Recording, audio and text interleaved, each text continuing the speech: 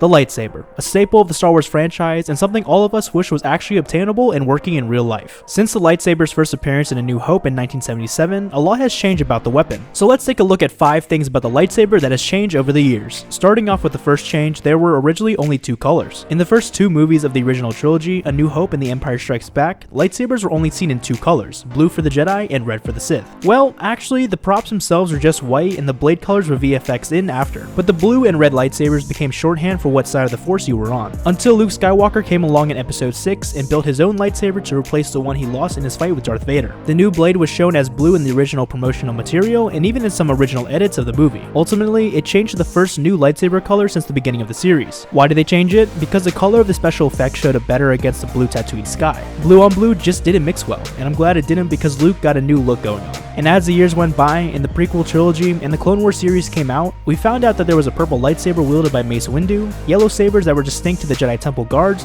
and of course the infamous dark saber. It's cool to have all these colors now and have variety, but it's interesting to look back and think about the simplicity of just 2 colors. 2 colors for 2 sides, the light and the dark side. Speaking of 2, how about the change of having just 1 blade? All the lightsabers in the original trilogy adhered to the same classic design. They had a single blade, like a fencing saber or rapier. The very first dual-bladed lightsaber made its appearance in Star Wars Episode 1 The Phantom Menace, wielded by the Sith Lord Darth Maul. Since then, many other new designs have made their way into canon, including a spinning lightsaber, curved hill lightsabers, and even lightsaber blasters. The lightsaber was already cool enough, but add a second blade to it and you just double the awesomeness. Just imagine seeing Maul activate his double-bladed lightsaber for the first time and thinking, oh, this just got real. And so it did. The double-bladed lightsaber brought a whole new style, approach, and excitement to the fandom. It's just one of the reasons why Darth Maul and the Duel of Fates is so iconic. After its appearance, we've seen many other characters like Savage Opress and Cecile Shan wield the double-bladed lightsaber, and it never gets old. Something that was old and has changed was the original lightsaber props were made of spinning reflective rods. The lightsaber visual effects of the original trilogy were fairly complicated. In A New Hope, the blades were made of 3-sided rods covered with reflective material. The rods were attached to a compact motor in the lightsaber's hilt and spun rapidly. This would reflect set lights and make the blades seem to glow on camera. However, the props were fragile and any shift out of the light revealed any spinning rod beneath. Since the blades were rotoscoped in post-production anyway to give them the red and blue color, this effect was deemed more trouble than it was worth. During the filming of The Empire Strikes Back, they were replaced by simple carbon rods. I can't imagine the hassle of having to go through all of that just to have a few seconds of awesomeness. I'm glad technology has advanced to where we could literally hold a stick and edit it in. Something else that has changed very early on in the making of Star Wars was that the lightsabers were not just supposed to be exclusive to Force wielders. In early drafts of the Star Wars storyline,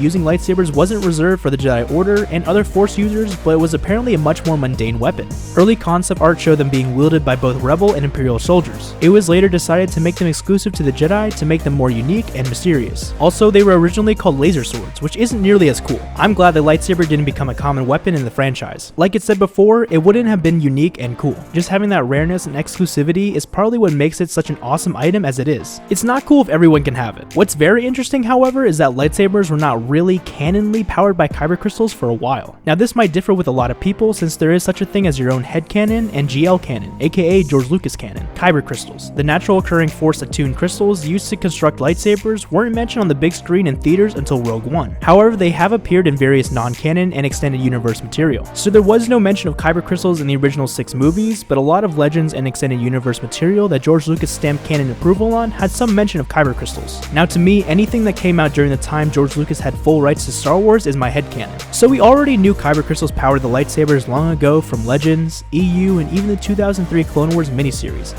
but officially it was first canonly mentioned in an episode of Clone Wars titled The Gathering. In the episode, Ahsoka Tano was supervising younglings when instructed to harvest their own crystals from the caves of Ilum to make their own personal lightsabers. After the younglings acquired their crystals, they were helped by the architect droid Hugh Young aboard the Jedi vessel Crucible to build their first lightsabers. So that was the first official time we see kyber crystals canonly mentioned, but for me, they already existed. Let me know in the comments down below what you guys think.